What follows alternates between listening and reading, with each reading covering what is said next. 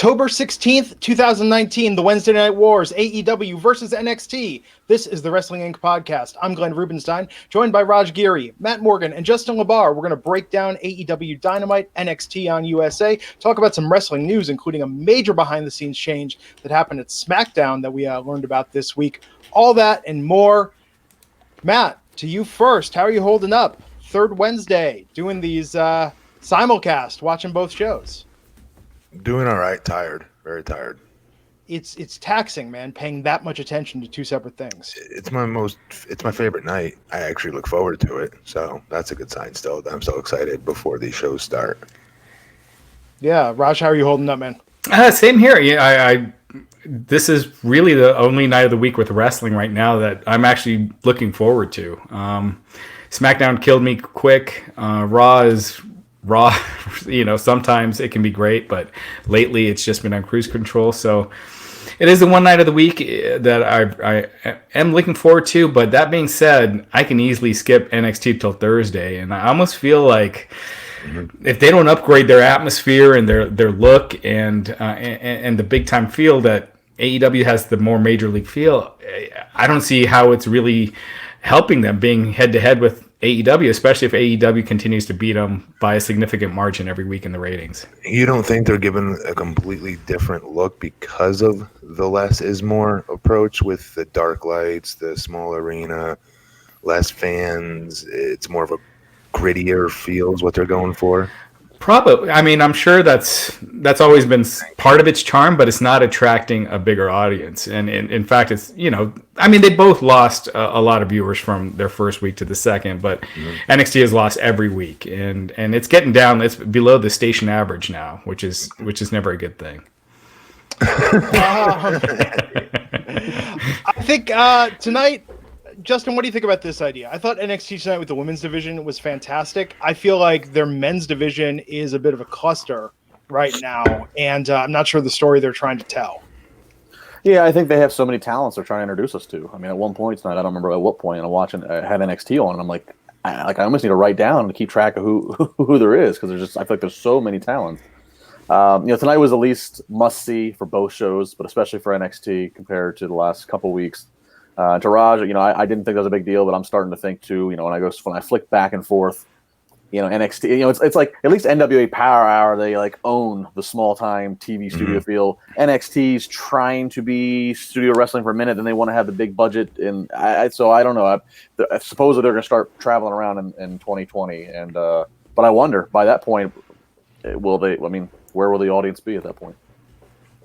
Yeah, I mean, I don't know. I don't think they're going to move time slots, but it definitely seems like they need to do something different to stand out at this point. I think they're standing out. It's just they don't feel big time. I mean, the AEW and NXT feel like two very different shows. It's just that one feels like one feels like you're watching the UFC, and the other feels like you're watching, some minor league on Access on at midnight on a Friday. Yeah. Yeah, which did you like better tonight, Matt? AEW. Justin? AEW. Do I have to ask, Raj? I mean, yeah, I liked AEW better tonight. I thought they were both good in their own way. I'm going to give a diplomatic response. So we're going to dive into covering both, but first, quick plug for the sponsor of this episode, which is Blue Chew. Guys, you remember the days when you were always good to go? Well, they're in the past now. Perhaps you find yourself late at night ordering oversized packages from Amazon, so that way when it shows up on your front door, your wife loudly announces the only time you ever hear her say, "Honey, you've got a large package." Maybe you've resorted to that now. The good news is that Blue Chew can bring it all back. If you were once at half-mast, Blue Chew is going to bring you back to full sail. That's BlueChew.com, blue like the color blue. Blue Chew brings you the first chewable with the same FDA-approved active ingredients as Viagra and Cialis, so you know that this is the stuff that works. It's science. It's engineered. It's going to make your fonts sparkle when and where it counts, and you can take them anytime, day or night, even on a full stomach. And since they are chewable, they work up to twice as fast as a pill, so you can be ready whenever that opportunity arises. We will spare you the personal endorsements in the interest of time tonight, but just know that we're all in very satisfactory relationships, and Blue Chew, well, it plays a part in that. For some of us, a larger part than others. Now, Blue Chew, of course, is not just for guys who can't perform. It's for any guy who needs that extra function, that extra confidence where it counts to enhance their performance in the bedroom. If you're one and done, Blue Chew is going to open up a whole new world for you. It's going to be like your 20s all over again, but better because, you're in a relationship, you're actually having sex. Blue Chew is prescribed online, shipped straight to your door in a discreet package, so no in-person's doctor's visit, no waiting in the pharmacy, and best of all, no more awkwardness. They're made in the USA, and since they prepare and ship direct, they're cheaper than a pharmacy. And right now, we've got a special deal for our listeners. Visit BlueChew.com. Get your first shipment free when you use our special promo code WINC. That's BlueChew.com. Promo code WINC to try it for free. You're just going to pay $5 shipping. They're going to send you a pouch. It's going to have a bunch of samples of Blue Chew tablets in it. You're going to dig it. You're going to love it. This isn't just one. Blue Chew is going to rock your world with the amount of free product they're going to hook you up with when you use our code WINC. BLUE Chew.com. Promo code WINC to try it free. Blue Chew, the better, cheaper, faster choice. And we thank them for sponsoring the Wrestling Inc. podcast. Let's talk about AEW Wednesday Night Dynamite. Oh, tonight, the main event. Chris Jericho defending the AEW title against Darby Allin. We had the women's title, Rio versus Britt Baker. So much going on tonight, starting with SCU against the Best Friends and SCU getting attacked by Phoenix and Pentagon Jr. during their entrance. Love the hot start. Love it. Yeah, it was good. Matt, what did you think of this match? The Best Friends versus SoCal Uncensored. I don't like Best Friends. They're good. They're really good in the ring. I mean, what's his name screams that he's a superstar, in my opinion. Just how he physically looks. Trent Beretta. Yeah. He just physically looks like a stud. You know what I mean? He looks like $1 million. And he wrestles like $1 million. Just, I don't know. Don't like the gimmick. I think it's corny as hell. And it's not hitting. Like, yeah, here's the question. The entire arena, jumps up and down when they do hug, correct? They do. So they are getting that reaction that they want to get. My question is, could they go everywhere and get that reaction? And when does it become old? Because for me, that shit jumped a shark like the second time I've seen it. I'm not doing it to shit on them or crap on them. I'm just saying, I'm being honest because I like it so much about AEW. That you gotta call some things out when you see them. You just wait till we get to what's his name's match? Who's the dude attacked with Jungle Boy? Oh, Marco Stunt. Yeah, I agree with you, Matt. I just we've seen in the past a lot of things that will get a reaction from the live crowd, but Curry Man, would get a great reaction from the live crowd, but in reality, people don't give a crap. It's fun there. You know what you're supposed to do. You're going along with the show, but you're supposed to play to the TV. That's the thing. When you become this big, Raj, yes, you want to make the people emotionally invest in you. That's what we're taught. But it's also the people at home. It's not just the people in front of you in these arenas. And these guys have got to start realizing that they're playing to a much larger audience. So what's at home doing? Is at home going, oh, this is great. I'm in on it. I'm cheering along with them as they hug. No, we're not in that arena. So we're not in on the gimmick or the joke. So we're not going to cheer. We're going to look to our wife. We're going to look to our wife and go, holy shit, I'm embarrassed. I'm a wrestling fan right now. But come on. It's not it's not the most embarrassing thing you saw on wrestling TV this week. Oh, definitely not. Oh my God. You're correct on that.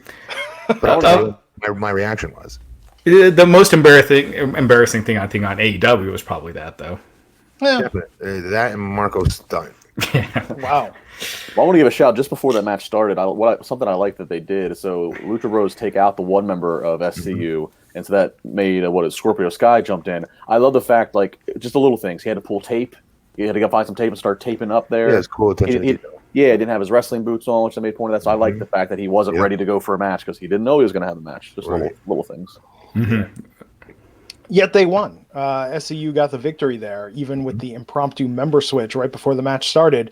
And they got the victory over Best Friends, advancing in the AEW Tag Team Tournament. And what I like about that is it puts Scorpio Sky in. Christopher Daniels and Kazarian are great, but they've been around forever, so it kind of elevates Scorpio Sky. He had kind of given up his spot, and now he's in. So it's a clever way to put him in. And, I think Scorpio Sky just has a ton of potential. So. Oh, my God, yeah.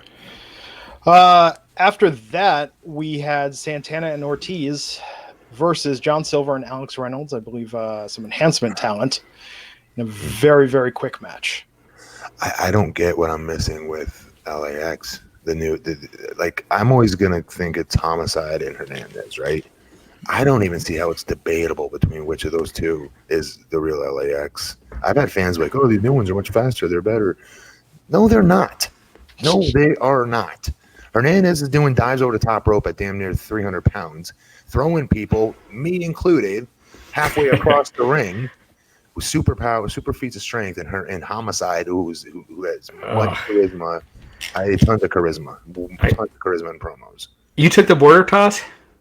Yes. Oh my gosh, that seems like just hurt like hell. Like that, and the Razor's Edge seemed like moves you just never want to take. We clusterfucked. I told him I was too tall. He didn't believe me, and I was. And we fucked it up. Well, to be fair, they're no longer called LAX. They're just Ortiz and Santana, members of the Inner Circle. I think just being in the Inner Circle gives them something. It makes them more important immediately. That's for sure. Yeah, you're right. Yeah, but I agree. When I look at how much charisma Homicide had, and Hernandez just was a beast. It's just hard to compare the two. But I like that Ortiz and Santana are not using the LAX name, and even if they could, they shouldn't. I like the tall, leaner one. The short one annoys the hell out of me. The stupid facials he keeps making. He's trying to play wrestling with the tongue. Yeah, I was gonna say he's overdoing it. Not in a isn't it great? He's getting heat. No, he's still playing wrestler. He's acting. Whereas the other guy feels like he reacts a lot more. He's more natural. I'm mad. I'm glad you said that. I was because I think the same thing when I watch him. Like he's trying to play like he's a psycho and he's a badass. Right. Yeah, came off very not authentic. And plus, you already got Sammy Guevara doing the tongue thing. The tongue thing in general, I don't think. Was there this memo that they handed out or something like that? Catering one day? TNT Turner interference. Turner's like, kids love tongues. That's a new hip thing that the kids are doing, I guess. Yeah, make it happen. This was good for what it was. I mean, showcase for them. After that, we saw Jericho clapping up for them, putting the Inner Circle over, and Santana and Ortiz as part of that, saying that they want the Young Bucks, and that's going to happen at Full Gear. That was good having Jericho finish it up for him like that, I thought, Yes, well, they were just yelling, the best, the best, the best, into, like, the nearest microphone, picking it up. But then we went to that promo, man. What did you think of the promo, the vignette for Cody? Building up his championship match against Jericho at Full Gear. So well done. Yeah. I think their promos, you guys, and I've caught some on YouTube, they're so good. I think they're so well done. I really do. They make me care like a lot more. They do exactly what they're supposed to do. They get us more emotionally invested in what the angle is at the time. Cody does a really good job, man. Yeah. I watched an interview today with him. It was about 22 minutes long. I don't know if you guys caught it. On the AEW YouTube channel. It was really, really well done. He's a really good speaker.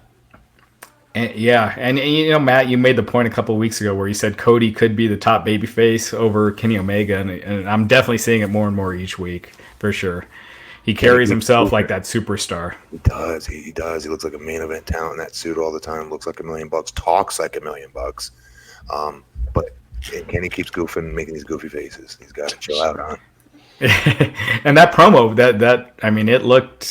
it made that match seem like a big deal. And I feel like a lot of times now in wrestling, you're promoting just a general event as opposed to making one match just stand out, and then everyone wants to see the event because of that match. That's a good point. Yeah. Yeah. Like SummerSlam, hey, we're all having fun, and the promos are all just us in the sun and having fun.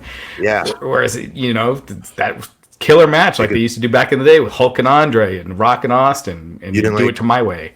You didn't like Carlito cooking barbecue in the backyard of some stranger's house and saying, come to the summer's biggest block party? You didn't like that with every WWE superstar running through this house? Or Brock Lesnar throwing that shark around? Shark. Then we went into a women's championship match for the AEW Women's World Championship. Riho defending against Dr. Britt Baker. Good match.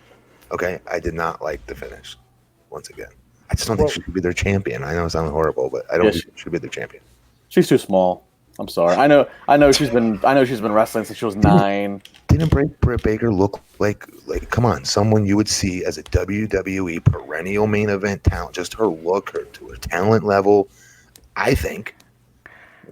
Maybe I'm wrong. I don't know. No, you're right. Yeah, I don't know. Rhea just doesn't do it for me. I'm sorry. She makes no noise when she bumps.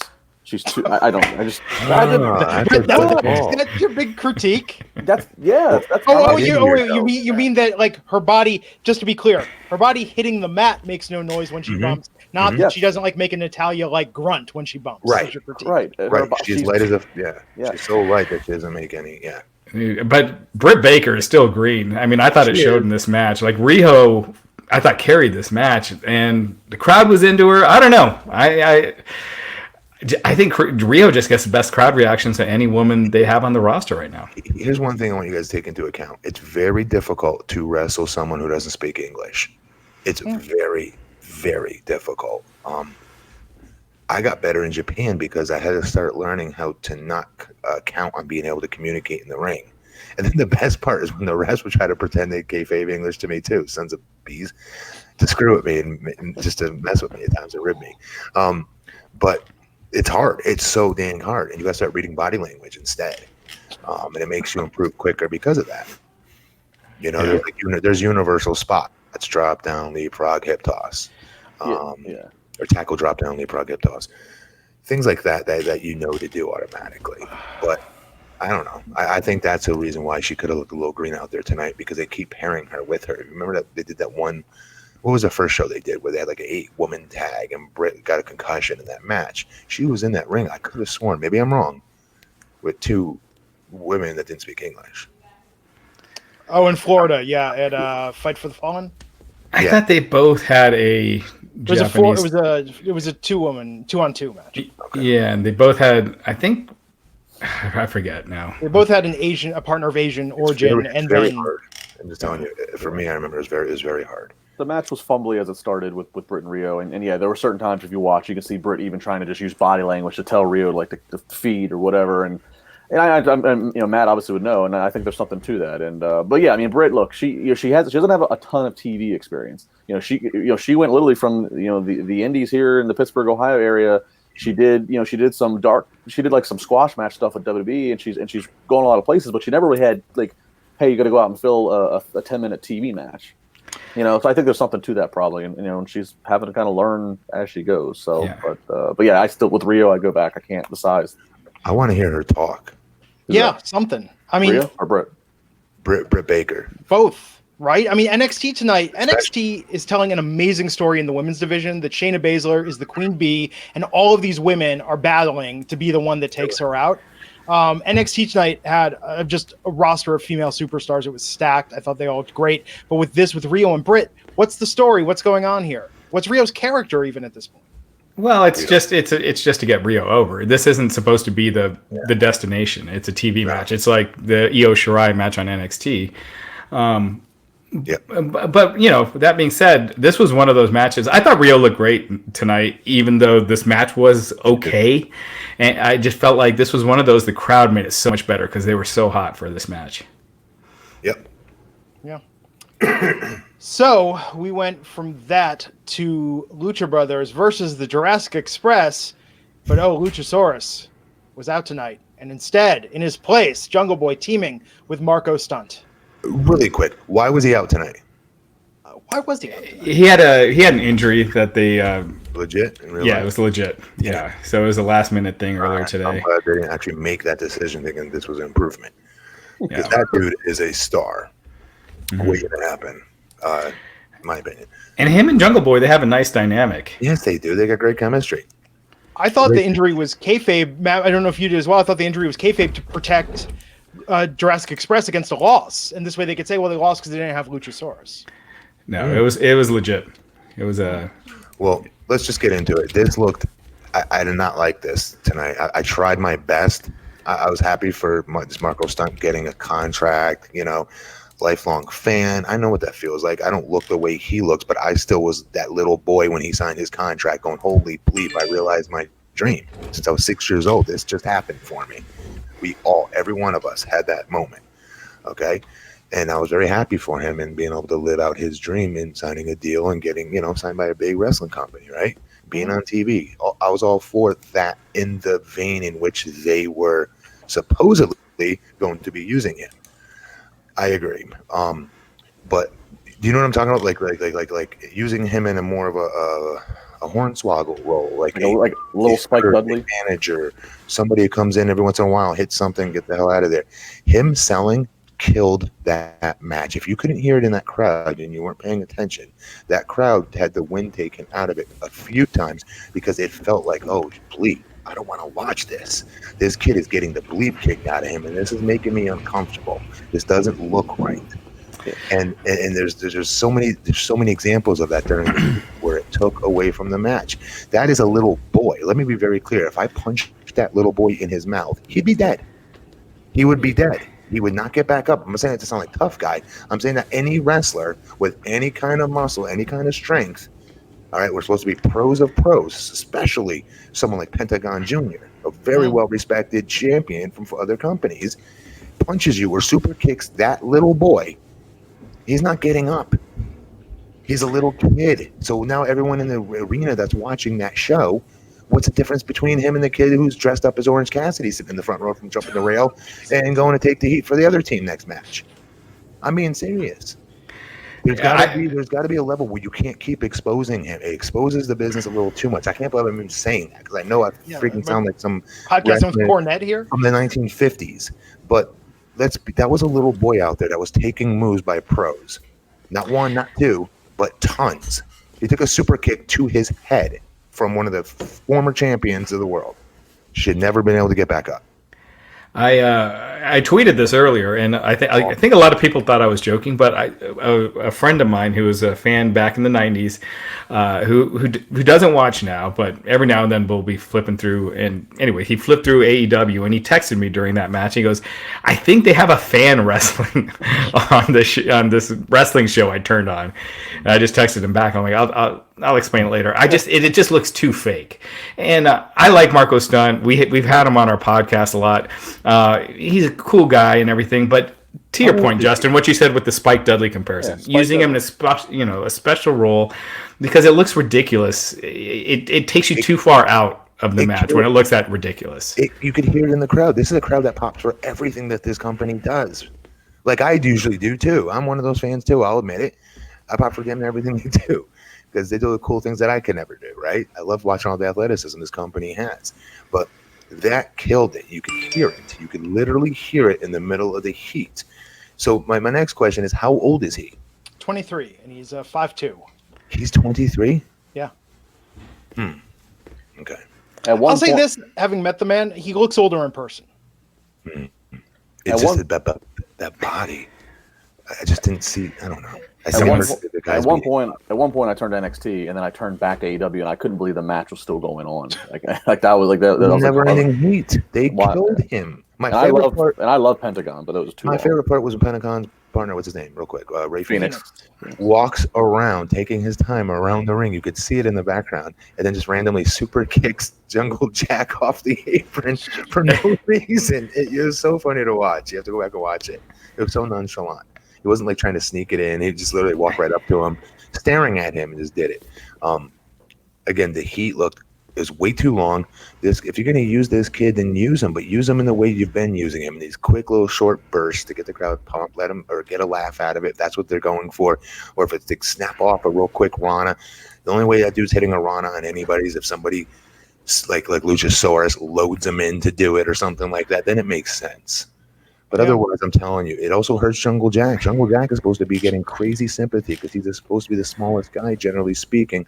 And he gets, that's what Jim Ross calls him. He's the only one. That's why I'm going to keep calling him. So it's hurting his opportunity at getting sympathy and being one of the best top baby faces, honestly, young baby faces for that company, and getting sympathy during the heat. Why would you? Instead, he's the big bruiser between the two, getting the hot tag coming in. Well, compared to him, yeah. That's why it doesn't work. It doesn't work. It takes away from what Jungle Boy can be doing out there. And taking the heat, getting sympathy, and snapping off some cool offense when he gets the opportunity. You kill that by having somebody it's like when they paired Big Show with me. That was the stupidest thing they could have ever done. Now I'm no longer a giant. I'm just a big man. You see what I'm saying? Versus keeping me the hell away from him for as long as possible. And I'm a giant on my own, wrestling a bunch of freaking sideshow midgets until I get my opportunity to wrestle Big Show or Kane or Undertaker. And then I'm built up more. Yeah, when you look back at like when WCW brought in Rey Mysterio, who's tiny compared to everyone else, but Rey Mysterio would do stuff you had never seen before, and he was with smaller guys. He was paired with smaller guys.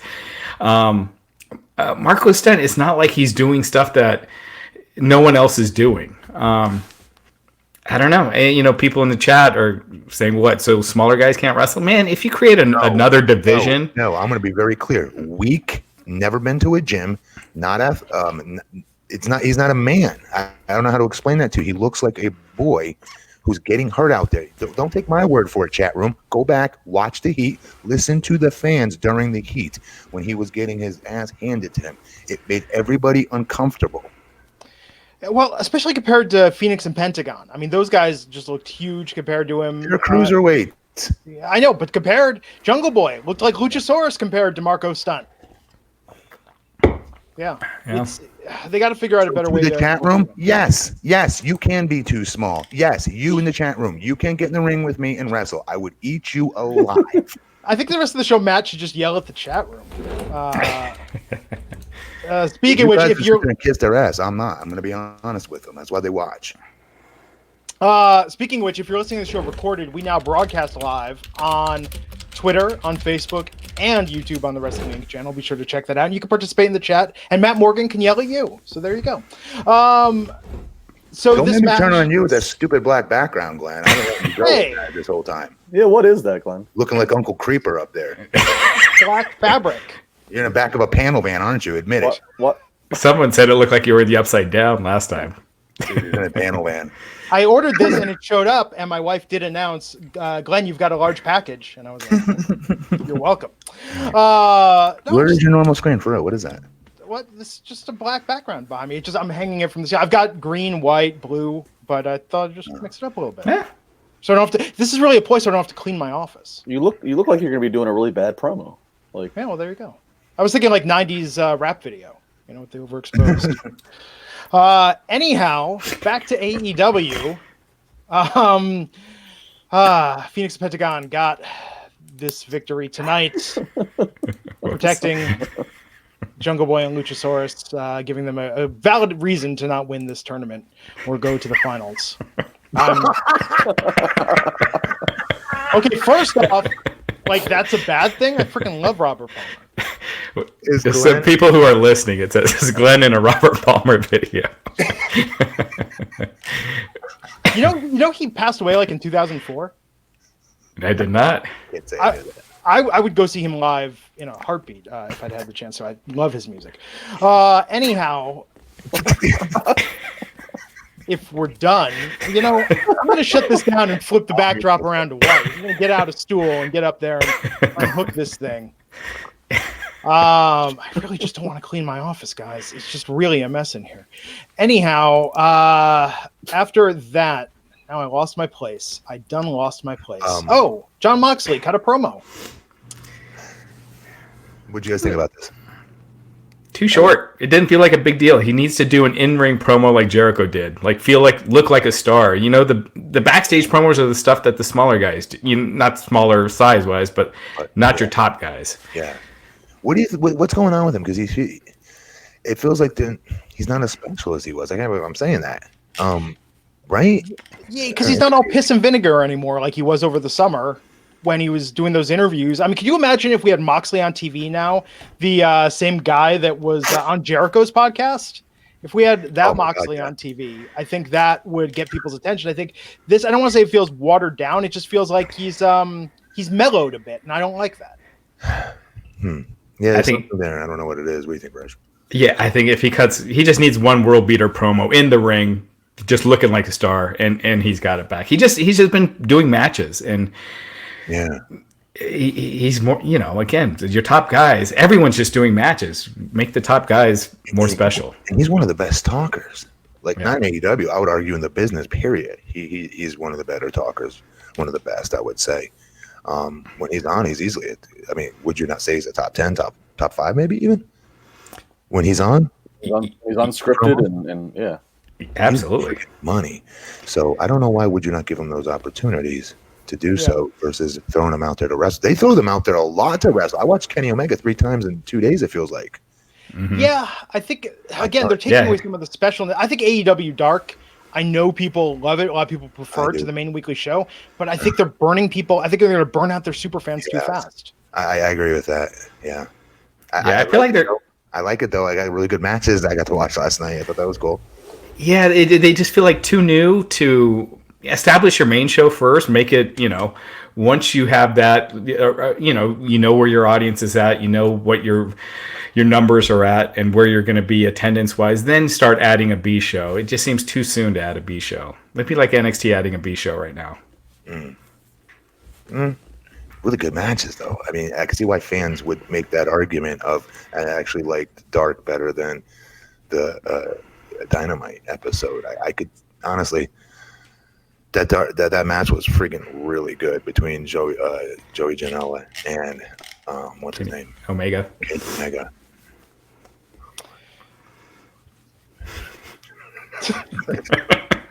Okay, you guys talk about this tag match. I'm switching out this background. It's distracting so much from the show. I'll be right back. Talk about are you actually keep your screen up so we can watch the construction? No. Yes. Pac and what was it? Pac and Moxley versus Page and Omega. Discuss. Yeah. Glad. Glenn, we're very. Don't you know the fans and viewers are very interested in your private life, Glenn?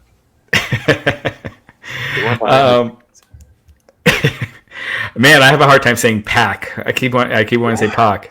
Me too. There was a. Oh, sorry. Go ahead. This was a really good match. Do you want to say what happened first, and then? Yeah, I was just going to run briefly through it. First, it's Omega's birthday, so the fans had a happy birthday chant. Really good match. Just back and forth. The finish saw Moxley turn on Pac. Gave him the double finger, the old Stone Cold style, and then a DDT. Walked to the back, and then Omega and Pac attacked Pac some. Finally, Page. Did I say I meant Omega and Page? Okay. Finally, Page hit his finisher and he hit the Deadeye, got the cover. 1, 2, 3. Page pinning Pac. So Pac's first loss in AEW. I pointed out of the people that have had more than one match in AEW, only Chris Jericho and the Dark Order are undefeated. So there you go. What about Moxley? Well, technically, this was a loss since this was a tag match. Yeah, so. I forgot about Pac being undefeated. I shouldn't have forgot that, but I did forget that. Yeah. Okay, Kenny's got to chill with them faces a little bit. He's over. I don't know. I'm not trying not to be critical because I know he's trying to figure out who he is still. And you got to, like I told you guys before, you got to kind of get that out of your system. You got to get that when you get super excited and you feel the energy from the crowd. Mm-hmm. You know what I mean? A lot of the times, if you go back and watch a lot of my stuff, I would go like Goldberg 101 and just go, okay, this is what a monster does now. You know what I mean? And just roid rage and look crazy and just scream and yell because that's what I thought I should be doing in that moment. Do you know what I'm saying? And every wrestler has that. They won't admit it, but every wrestler does. And again, it's a little bit playing wrestler. It's hard. Adrenaline is hitting at a 10. And I would argue, yes, he's been in front of big crowds though before, so he should be able to handle getting the crowd behind him and big audiences like that, and with the 10,000 people or how many people are there, 5,000, whatever, and not let it make him go too over the top with his facials and his body language and his. I don't know, because there's times where I like his body language. I like how he ducks things and runs 100 miles an hour hitting the ropes. I love how he hits the ropes. I love how he ducks things and slides as he does it. I don't like all the. I don't know. It's interesting you said that he still might be trying to find himself because I'll admit, like I heard all the buzz about him and I had seen, I saw the match he did with Jericho in Japan and like, but then now that I'm seeing him more regularly, I find myself asking, well, what is he? Who is he? What's the deal with him? I know I'm going to get a ton of crap for this. I don't quite get him. He's athletic in the ring, but I don't quite get who's Kenny Omega. I honestly think he's still feeling himself out, which is scary. If he was Wrestler of the Year, we're still not, you know what I mean? Not knowing who the end product is, That's crazy scary. How good he's gonna be. Yeah. That being said, I thought he looked the best tonight that he's looked so far. No question. I'm totally picking nits here, big time, because this guy was Wrestler of the Year, and I thought coming into this company was by far and away was supposed to be the number one talent on that roster, including Jericho. Yeah, I swear to God, I thought they were going to build it around Kenny. Mm-hmm. Yeah, same here.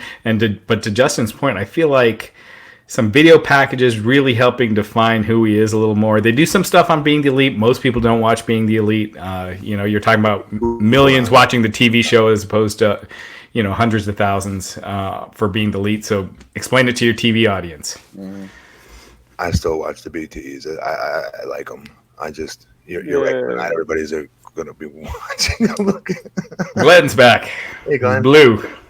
Yes, thought it would be fitting.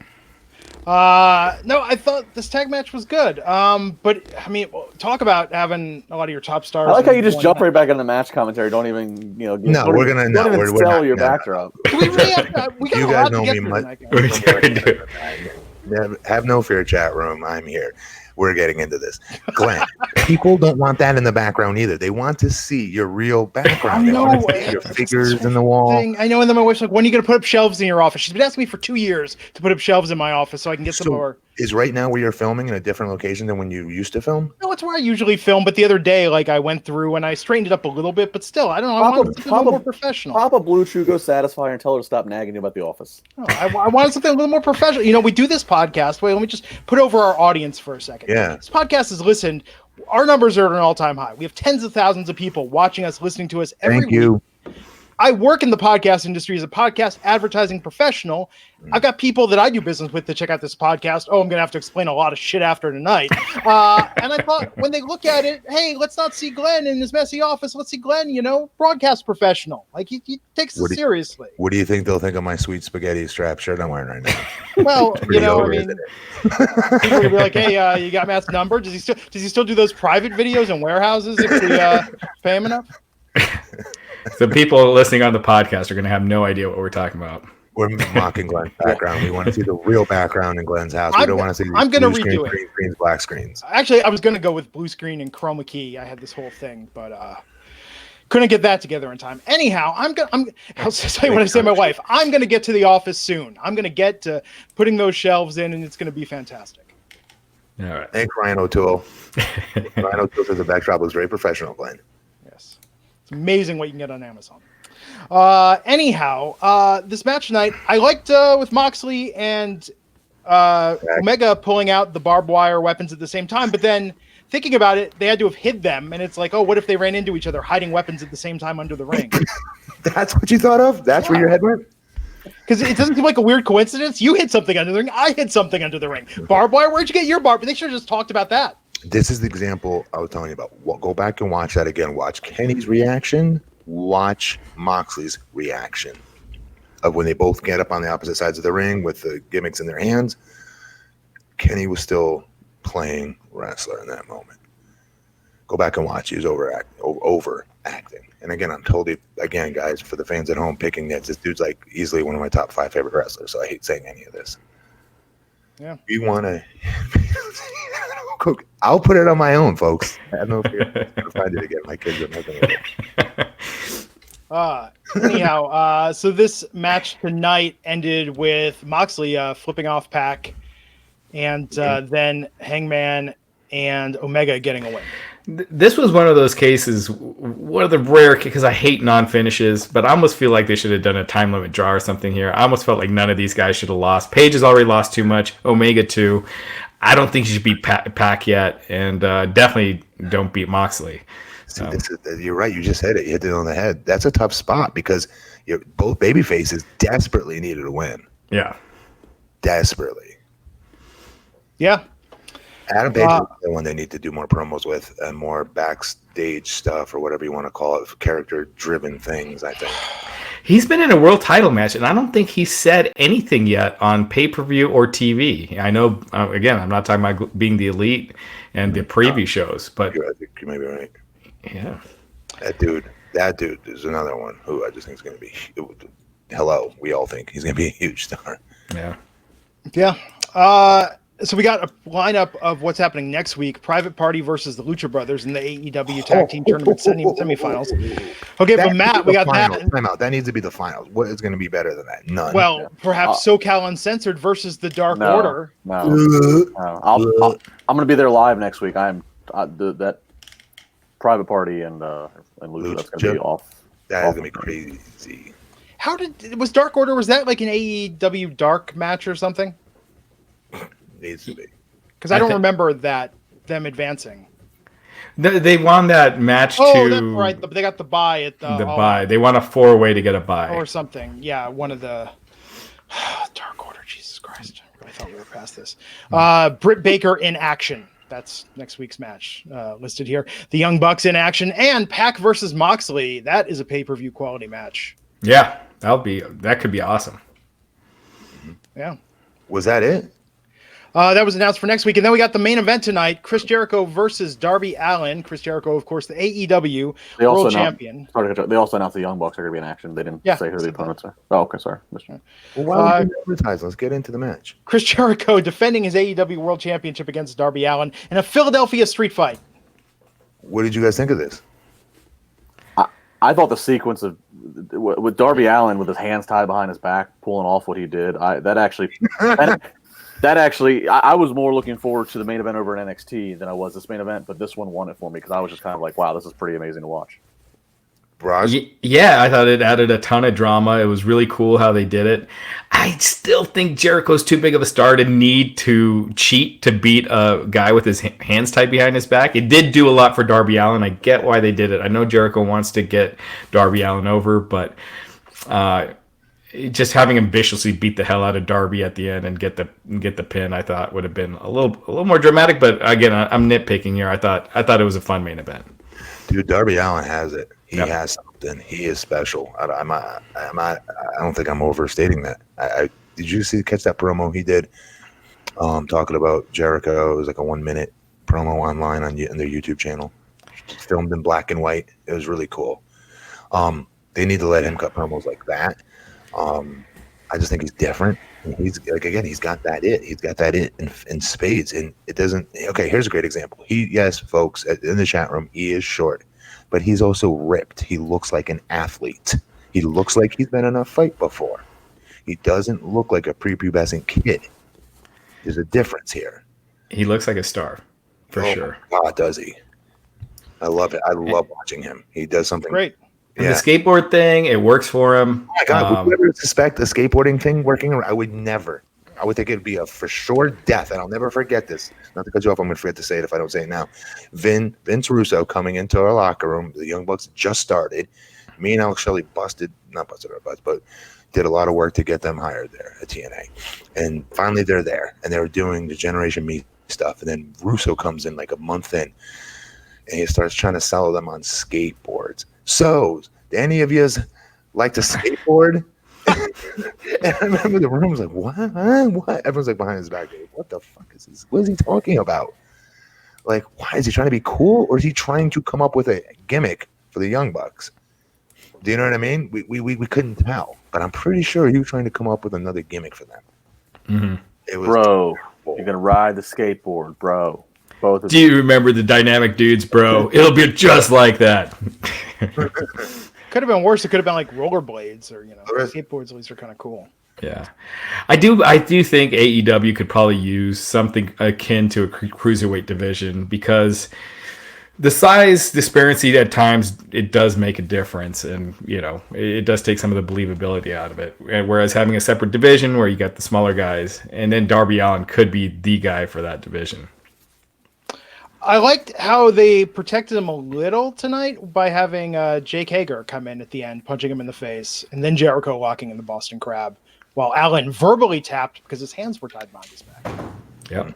Well, and that's why I was fine. I know Raj, I know you said earlier, just have him viciously beat Allin. That's it. But that's why I was okay with the finish, because literally, I mean, it got one more member of the Inner Circle over tonight. Yeah. It was good. So AEW tonight. Final thoughts before we move on to NXT? Great show. I enjoyed it. I enjoyed it. Usually I pause things and then come back to them later and whatnot. Can't do it with this show. Got to keep it watching, and I'm watching on my back and forth with this in NXT. Yeah. It had my attention. I didn't want to leave it, is what I'm saying. It was good. I think Darby, great exposure in that main event. Yeah, unless SmackDown really over delivers, this was my favorite show of the week so far. Yeah. What happened to Justin? Who's the big guy that they were hyping up for at that last pay-per-view? You've worked with him. Yeah, Wardlow. They haven't mentioned him on TV at all, done a single video vignette or anything. On purpose. He's coming. They got to do another one of those too. I think those looked awesome. Yeah. Yeah. Yeah, no, he's gonna be good. A lot of potential. NXT tonight, starting off with Tommaso Ciampa versus Angel Garza. Tommaso Ciampa picking up a fairly simple win. This was like a kind of basically a squash match almost. But I do love Ciampa, just a psycho at the end, taking the flag, and he's doing all the same moves to the flag. Mm-hmm. I thought that was a really nice touch. That kind of saved and made that whole opening segment and match worth something to me. Otherwise, it's just kind of like He's got it. That dude's a star. Yeah. Talk about looking like a star. I mean, he looks the part. He looks like a psycho star.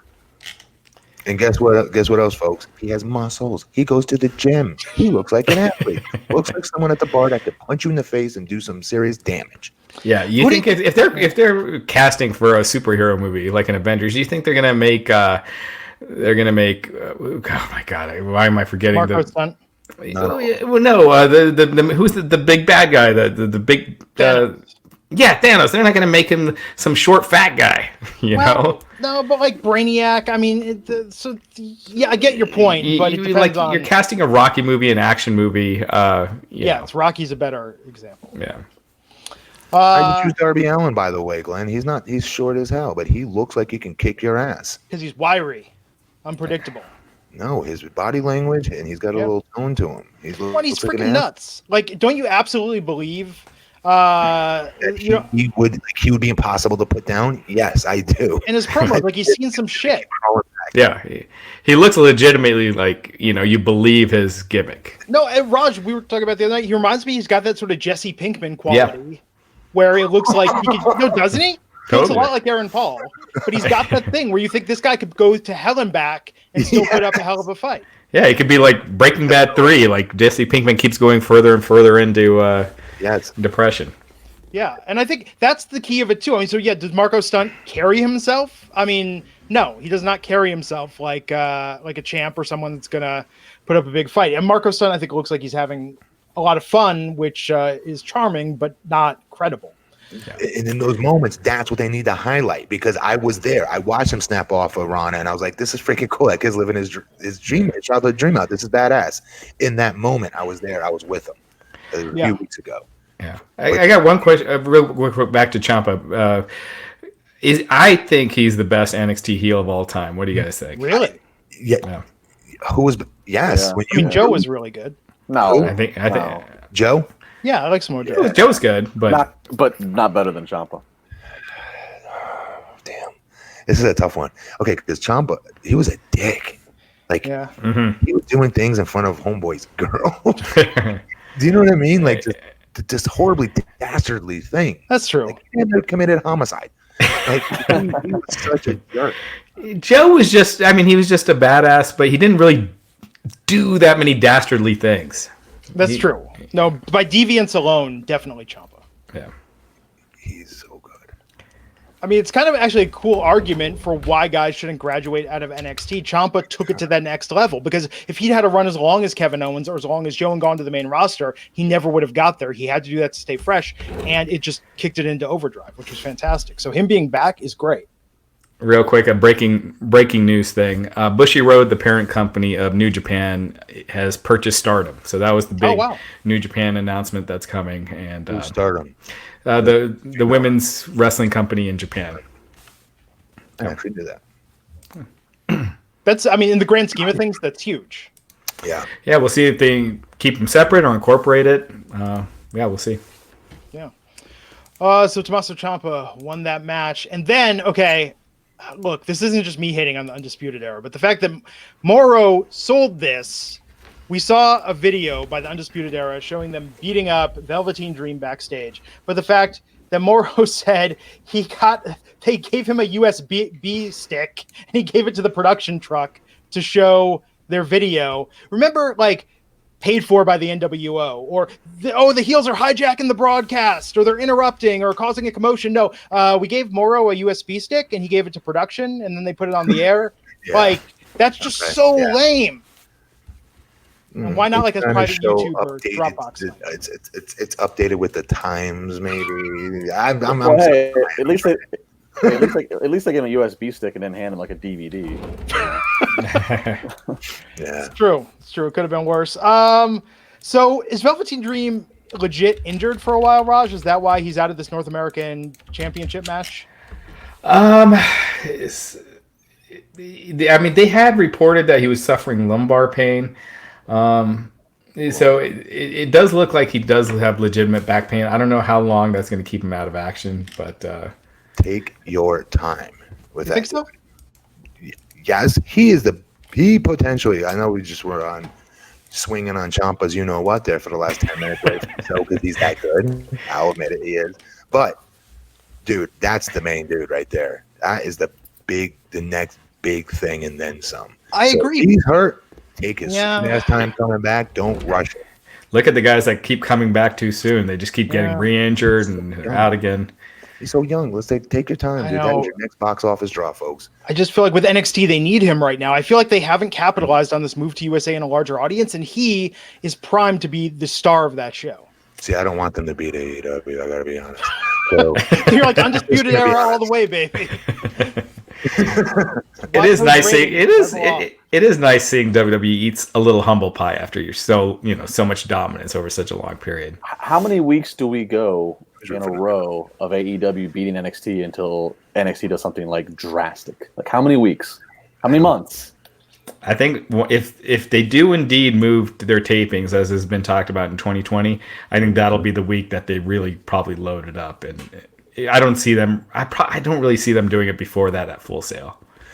Like, do you think NXT is going to win any week? I mean, they're not going to win this week. Yeah, when they put like John Cena on it and something stupid like that. But that's what I said when. That's not fair, by the way. I'm just going to throw that out there. That's just not even fair. They do weeks. Back in September, I said I will not put it past. Now that NXT is on USA, eventually we will see Triple H have an NXT takeover match against somebody like some young heel that's like anti-establishment. And I wouldn't be surprised if you saw like a John Cena versus a Velveteen Dream at like a WrestleMania weekend. They are going to eventually go to that well of using some. They're going to have to, Raj. Well, take it and get butts kicked. They're not going to take that. Yeah, I mean, you already had Finn Balor on, and that didn't. They got beat pretty handily that week. I mean granted, he didn't wrestle. I'm not saying Finn Balor's a far cry from John Cena. Right, for sure. Yeah, Triple H. I mean, if they had Triple H wrestle on NXT, it's inevitable. Then I think if they don't win that week, I think heads would roll. That would be a good storyline. I mean, put Triple H as more of an on-screen figure in NXT, and I think people would tune in to watch that. I think right now, I mean, Regal's good, but they're not even using him right now, really, in a story. That is one thing that's hurting NXT. You watch this show, is the star power. I mean, Tommaso Ciampa, I'm a big fan of his, but he was the biggest star on that show. Him and Velveteen. When Velveteen's there, sorry. Yeah, I meant just tonight. Wait until Vince shows up on NXT. I do like Keith Lee and what's his name? Yeah, I like their matches a lot. I might be biased because they're both big guys, but I think Dijakovic will be on Raw or SmackDown sooner than later. Same as I keep wanting to call him Judas Priest, Damien Priest. They would never do this, but if they did a Vince versus Triple H storyline with stables for control of NXT, I think they would beat AEW in the ratings. I think they beat Raw or SmackDown. I don't know about that, but I could see if he did a storyline where Vince is just taking all of Triple H's guys and Triple H just cuts a promo on Vince on NXT, and it leads to this underlying NXT main roster tension. I know. You think if they announce... Don't get me going on the main roster. I know. You think if they announce Vince McMahon and Triple H, we're going to be on NXT for the next next week, that wouldn't do a monster rating? It would. That would do... for sure. If it showed up and it was a surprise, I think like wrestling Twitter would break. It would be everyone's got to flip over. What's Vince doing on NXT? Oh, for sure. But I think Vince stable versus a Triple H stable would be, Would it work as a surprise? Because you got to advertise what you want to make money off of. You're supposed to do it that way, yes. Right. You're supposed to advertise that stuff. Yeah. I don't know, but I think they need to do a big story. They need to take a big swing, and I think in a way it would kind of be a nice reboot for NXT to really establish what it is. Right now, I think they're trying too hard in saying, "Oh, no BS." This is just great wrestling. Just kind of AEW's pitch. Also, I think this idea to say what is NXT in the WWE, and to say everything the WWE, everything Raw and SmackDown is, we're not that. And I think to make that statement and have that be part of the story. You don't get that when you watch the show, that this is different than SmackDown and Raw? I think they need to really call it out. And that's why having Vince be a villain in the story would just really draw the line. And that's not going to... Vince won't be a recurring character on Raw or SmackDown. He doesn't want to be on TV. And he's always back only when ratings really drop. Plus the XFL starting, and he's going to have no time. Was the XFL draft better than the WWE draft? What was next, Glenn? We're going After that, what did we get after that? Danny Burch and Oney Lorcan versus Imperium. I dug this. I want to go back and watch it in its entirety, though, because I had to keep going back and forth. I wasn't able to watch them both simultaneously. I had to go back and forth on this one. From what I've seen of this one, this was awesome. I thought this was really good. And I'm not a big Danny Burch fan and whatnot, but the chemistry between these two teams I thought were really good. And then we had a video package on Johnny Gargano talking about how he's NXT for life. So I guess he's not leaving now, despite what the plan was earlier this year. I think that's the best thing for him, don't you guys? Yeah. It's the best thing for him, and Johnny's been. I don't know if it's for sure if it's Triple H or what it is. Johnny's been blessed. They've had several times where they were going to do something with Johnny Gargano, and they changed it last minute. And it's meant for the better. Johnny Gargano, when they launched the 205 Live division several years ago, Johnny Gargano was originally supposed to be in that opening division, and then last minute they pulled him out and kept him in NXT, and obviously that worked out really well. I mean, and there's been some other cases along the way. So I don't think he's leaving. I think he is going to be a babyface that keeps building NXT around. Yep. Yeah. And he'll get new, fresher matchups as more people come into it or leave that company as well. Yep. He's kind of like if NXT is ECW, he's kind of like the Tommy Dreamer. Oh yeah, that's a good analogy. Then we had Io Shirai versus Kaden Carter. This started, it was eerie, couldn't have just been coincidence. Started the exact same time as the AEW women's match. I don't think they're doing match orders based on AEW. I think maybe some of the commercial stuff, but yeah, they were on commercial at the same time a lot tonight. Mm-hmm. Yeah, which is interesting. This was a good match, though. It's very good. I like Kaden Carter. She's got to pick up some wins, but she's got a great look. Yeah, she's got a ton of potential. And Io Shirai, I don't like how WWE can't have. Forget it. I won't even get into that this week. They can't. They don't know how to book a babyface Japanese wrestler. But Io Shirai is great as a heel. What did they just write? What was that? Nothing. Just move on. Keep it with the show, Raj. We got a timeline here. We got to follow this. He said that you're typing a love letter to Ryback when you're hammering out. Feed me more. Love you more. Love you more. You sounded like how Ryback would be typing on a computer. You were so loud. You're like... just assigning this. There's a Yahoo article on the Bushy Road Stardom purchase. So anyway, the people just listening to the audio of the show really are missing out. There's so much visual going on. All right, somebody popped up in a comment that Raj is typing a love letter to Ryback because Raj was typing something while we were talking. and Glenn's background is still blue. Yes. Blue like my soul. But this first match was really, really good, though. And I agree with what you were about to say, Raj. You're right. You're absolutely right. What you were going to say. They have to do more. They do. Men as well. There's something with them. I don't know why they're stuck. They're so damn one-dimensional. We'll get stuck in this conversation for the next 45 minutes. To be fair, NXT has been a lot better. And the main roster, definitely. Yeah. So, based on the attack of Velveteen Dream by the Undisputed Era, William Regal came out and said the Velveteen Dream isn't going to be able to compete next week for the NXT North American Championship against Roderick Strong. It's going to be a long time before he does return, which bummer. But said that he was going to defend his title against the winner of Keith Lee versus Dominik Dojovic. And that was the next match that they had after this. Ending in no contest due to Roderick Strong interfering and then Regal making it a triple threat. But what did you think of the match tonight? And what do you think about this setup and scenario for next week, man? It's going to be good because you're going to have freaking, what's his name in there to create a lot of the movement. Roddy going to create a lot of movement in the match. And the two big guys can just, I'm sorry, I like their chemistry. I love how athletic they are. I love that they let them go. They didn't do that when I was there. I couldn't do anything. They wouldn't let you do anything. Athletic, you know what I mean? Sit there and be a joint. And I love the fact that they let them go, and they're so damn talented.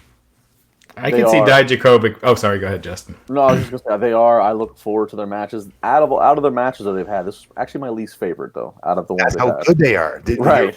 That's how good their matchups are. Yeah. Yeah, I could see Dijakovic on Raw or SmackDown being told to tone it down. I could see those guys. Like in NXT, they're a lot more given a lot more freedom. I could see them trying to get him to not do as much. Work big. Here's my argument: if I could physically really do it, why wouldn't I? Like, why wouldn't I? If I was in the NBA and I can shoot threes super consistently, why would the coach sit there and like, Morgan, quit shooting threes? If I missed them, he would. But if I kept making them, he wouldn't care. Yeah. Same with wrestling. If I could snap things off and I could physically do it, why would you sit there and say, well, that's not what a big man does? Mm-hmm. Yeah. How do you know? I'm the big man and I'm doing it. So how the hell do you know what I mean? I just think that's where the false world can hurt wrestling when they don't treat it like a sport in that manner. So I like watching these two go because they don't look like they're trying to be too spotty while they're doing the stuff they're doing. It looks to me it's smooth, especially with him. I can't pronounce his name right. His last name. Dijakovic. When I said Dojovic earlier, Dijakovic. I apologize. Dijakovic. Him. Keith Lee is awesome. I could see him. I could see Vince having issues with his weight. Well, not even his weight, his ring gear. Like, I feel like he needs to change his ring. Just change his look up a little bit. Yeah, it's very plain, and for a big guy, I think he just needs to change it up a little. Don't want to curse him. I'm not even put it out in the universe actually because it's going to curse him.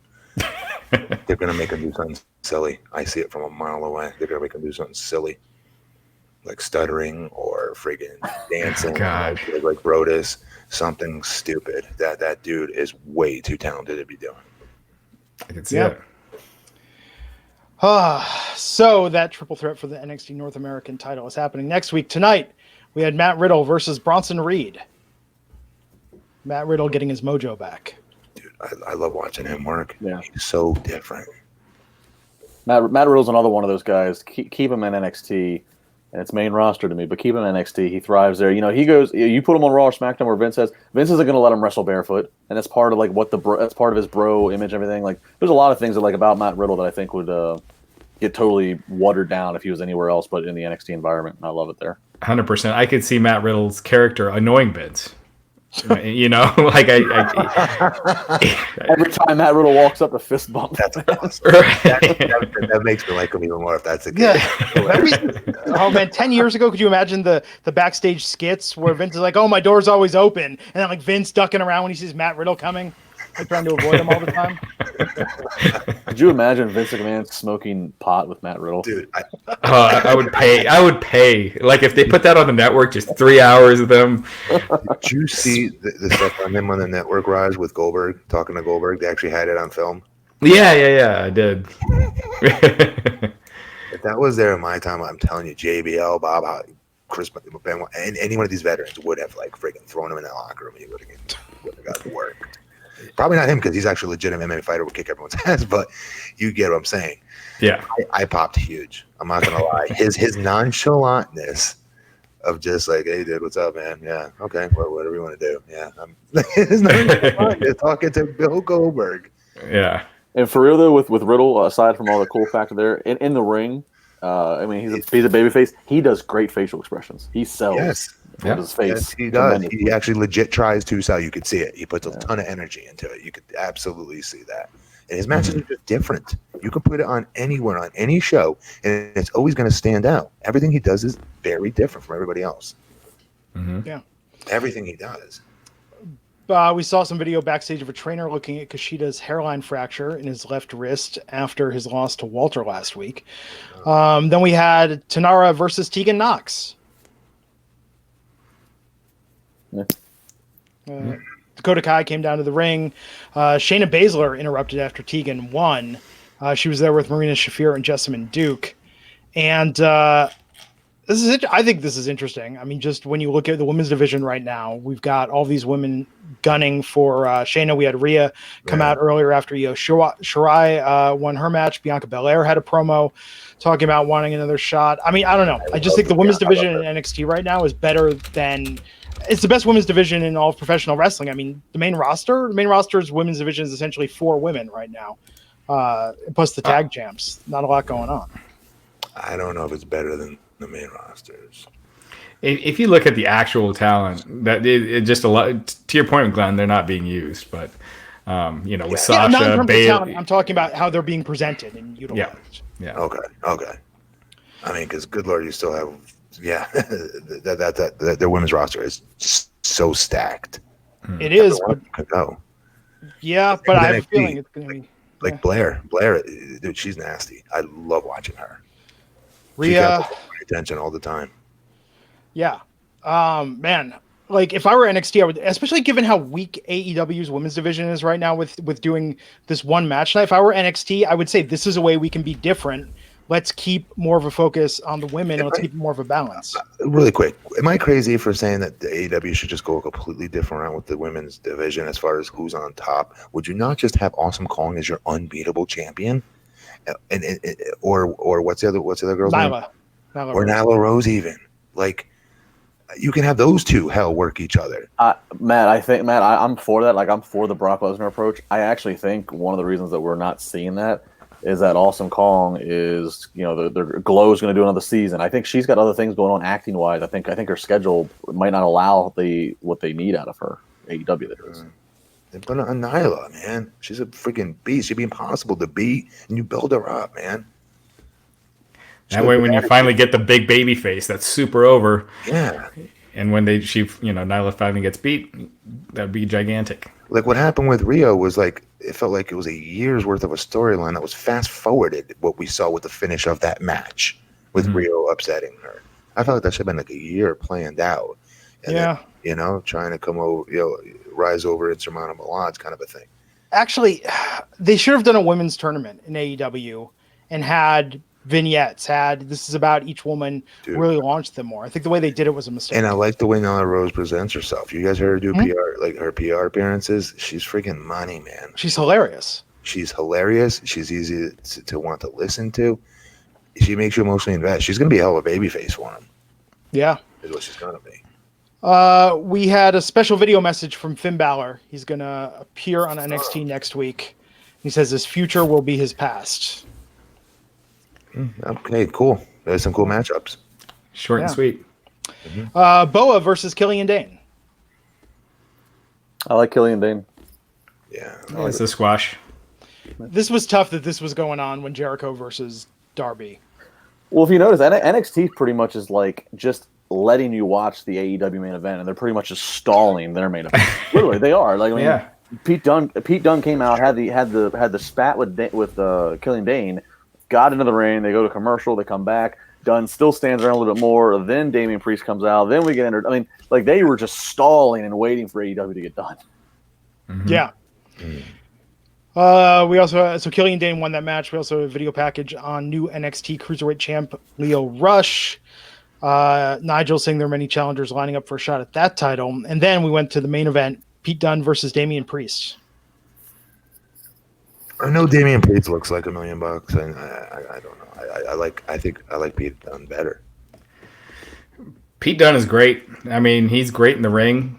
This is one of those tale of two types of wrestling, right? You got Damien Priest, who looks like the star. He's got the size. He looks, yeah. Right, and Pete Dunne is the kind of guy that Vince would never really push. I wish they would have built to this match longer. Both of them, they aired pre-tape promos of both of them last week that were really good. The dialogue was really good. It put over both their characters. It put over, like Pete Dunne even said, like, I don't blame him for trying to make a name. Like, it was just good. I would have liked to seen like a little bit more build. I didn't want to see the match just yet. I thought that it could have benefited from a few more weeks of hype, but that's just a nitpick. Yeah, I mean, regardless of if you didn't like who won, the match itself was really good. I think it's probably the best match Damien Priest has had in NXT by far. I haven't seen all his stuff in ROH, but it's the best match I've seen him in. Yeah, and, Pete Dunne, he brings that out of people. Mm-hmm.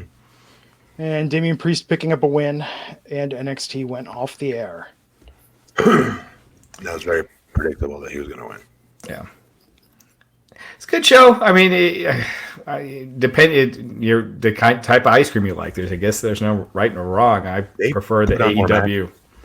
NXT continues to put on more matches, though. If you count the matches, this is the second time I've noticed that. Yeah, I will say some of these AEW matches do not need to go on as long as they're going on. Mm-hmm. There are some that they need to. Yes, some, not all. Some. Yeah.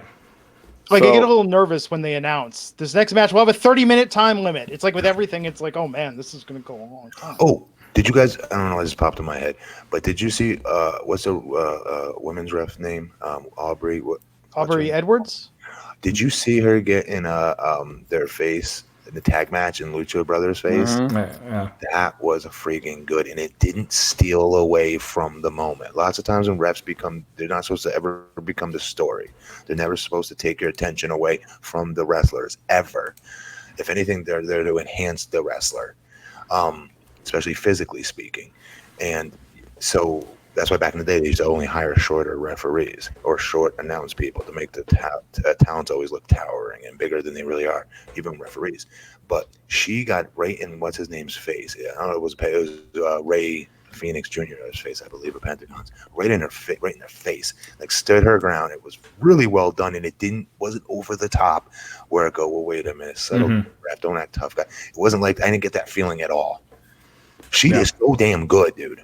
How about both shows in the main event had female refs tonight? Yeah. Yeah, that's pretty cool. I didn't even notice that, actually. Yeah. Huh.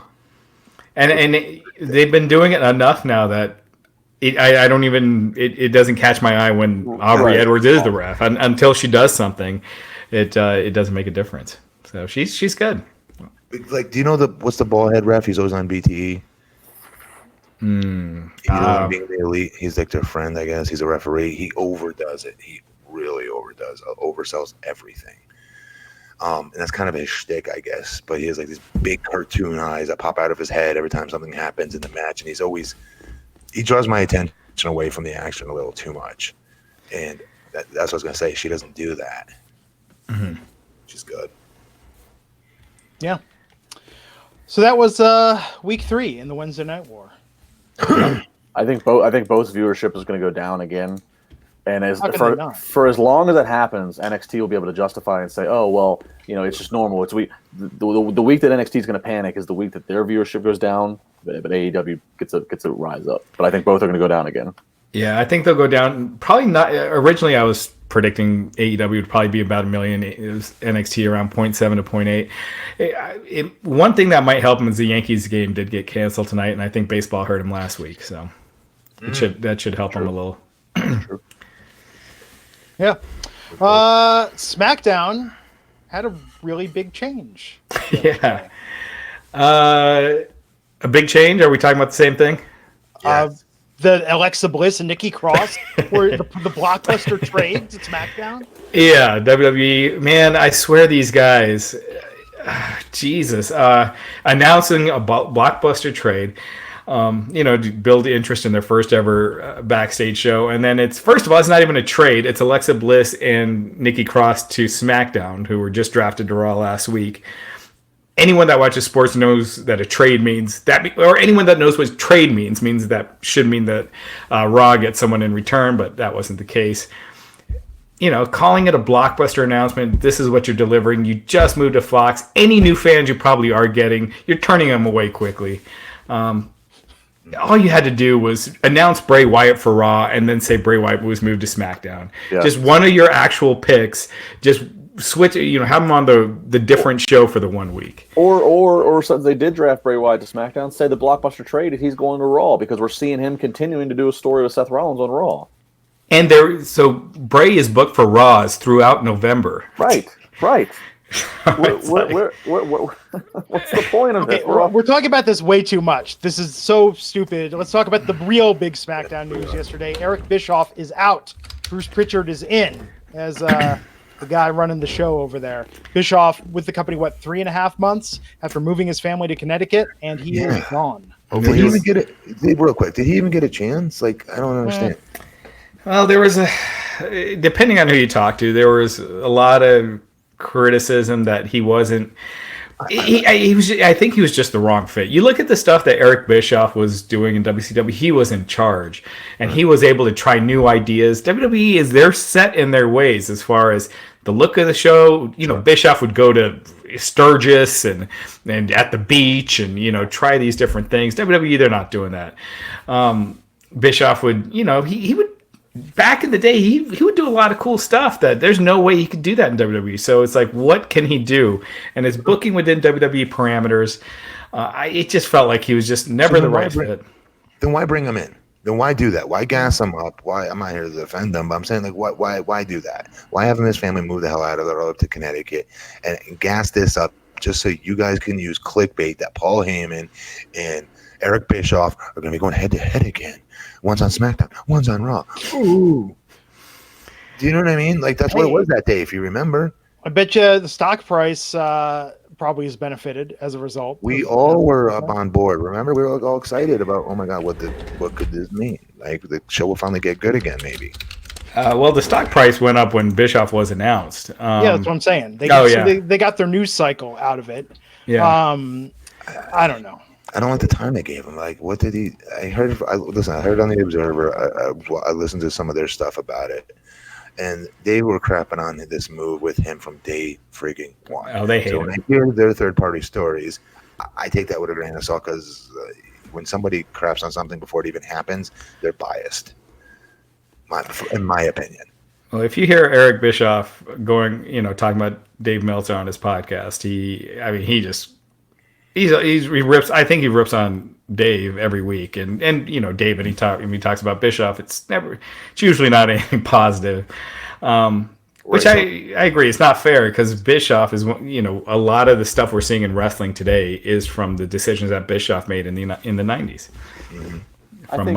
I think it only took 3.5 months for Eric to quickly figure out that he didn't have all the freedom you think you're going to have when you're labeled the executive director of a brand. I think he still realized that things are going to be vetoed. And I think it wasn't working for him, and I think it wasn't working for them. And it also doesn't help either when you're side by side compared. Your only counterpart is Paul Heyman. And Paul Heyman has been there for years, is very familiar with the current talent. Heyman has a different way of approaching things, which sometimes can be beneficial compared to how Eric's going to handle it. And so if you're being compared side by side, dude, any of these backstage shots that you see Justin on the network, like Goldberg, or it's Taker, or it's Ronda Rousey, or it's Becky Lynch, who's the first one there? They meet him as soon as they come to the current, every time, kissing them. Heyman, every single time. He's the one that you go back and watch all these one-on-one shows that they did with those talents. Kevin Owens, even go back and watch. Yeah, do you know what I mean? So he's very much up, with what's happening with today's crop, and understands the parameters within today's structured WWE environment. Yeah, and Bischoff is kind of like head booker, whereas putting Bischoff on that role, he was never really that in WCW. He had a lot of ideas, with the NWO and things like that, but he was really not a wrestling guy. Exactly. He wouldn't want to talk about this, like the psychology guys would use in the ring. He'd leave that up to us. He would try to set up all the other super important stuff that gave us layers as characters, our promos, our settings, background, all that stuff. Characters, even. Mm-hmm. Well, he's got his podcast to fall back on. You don't think AEW is going to try and staff him up, Rush? I don't see it. I mean, they don't even have a writing team, so I mean, he's only useful to them as a talent. If you're going to use him as a talent, you drop him in there tonight to make a splash. That talent is the only thing he's useful for. I could see him as a special appearance, but I don't see them hiring him full time or anything. Yeah. And lastly, what kind of rating did WWE Backstage do last night on FS1? Backstage, let me pull that up. It was actually not bad. She was funny, dude. 597,000 viewers. Damn. How many? 597,000 viewers. On FS1, which it does not have the reach of USA or TNT. It was on right after baseball. It was on after the game, so there was no set time. So if you have to like kind of keep tuning in to watch it. But I thought it was a really good show. I mean, outside of that shit announcement that they made, it was easy to watch. It was pretty fast paced. Renee Young, Paige, Booker T, and Christian they were all on point. They were all really good. They had fun, cool little segments. I thought it was a strong show. Yeah, it was very different too, wasn't it? And I thought all four, I was like, wow, I would never see them acting like this in a normal WWE show. It's like they all watched like other Fox shows or other, and you know what I mean? Like they just felt very different how they're like moving around the entire time. And yeah. And after the way they did the draft and those stupid ass boardroom segments, the war room segments, I was like, these guys can't emulate a sports show. But then this really did. This Backstage felt like a lot of those FS1 sports shows, like really fast paced, fast moving, not cheesy. It was way better than Raw or SmackDown. It was. Renee Young was also on it too. Yeah, she's so great in this role. Like some people in the chat are pointing out, like the talking smack, much better in those roles than as a commentator. Well, this is what she got her start in. She used to do this up in Canada with Jimmy Corderas and Arto Cal. This is where she thrives. ESPN was trying to recruit her at one point, but based on that, for her WWE work on shows like Talking Smack. I bet you she still ends up there one day at ESPN. She's really good. She's super talented. Didn't she go to TSN? She did. That's where she was. Yeah. Right. But I bet she goes to the main. You know what I mean? Here in the States, ESPN. She's that damn talented. She is good. Mm-hmm. I mean, Charlie Caruso, who's also, if you ever see her ESPN stuff, she's really good. Wait, what ESPN stuff? She does stuff for ESPN. Not that much, but she does. She is a contributor for ESPN as well, and she's awesome. Do they call her Charlie Caruso? No, she's Charlie Arndt is her real name. Well, there you have it. Another Wednesday gone by. We'll be back here Friday night to talk about Friday Night SmackDown. The fallout from Eric Bischoff leaving.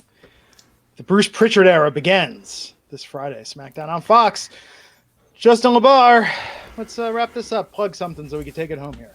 At Justin LaBar on social media. Next Wednesday in Pittsburgh, AEW's here. I'll be having a pre-party at the brand new Oakland Craft House, which is just a few steps away from the Peterson Event Center. So come join me 4 to 7. But what drink specials are there? $4 and a lot of different beers. There you have it. He's BP Matt Morgan. Go visit Longwood, Florida. It's lovely this time of year.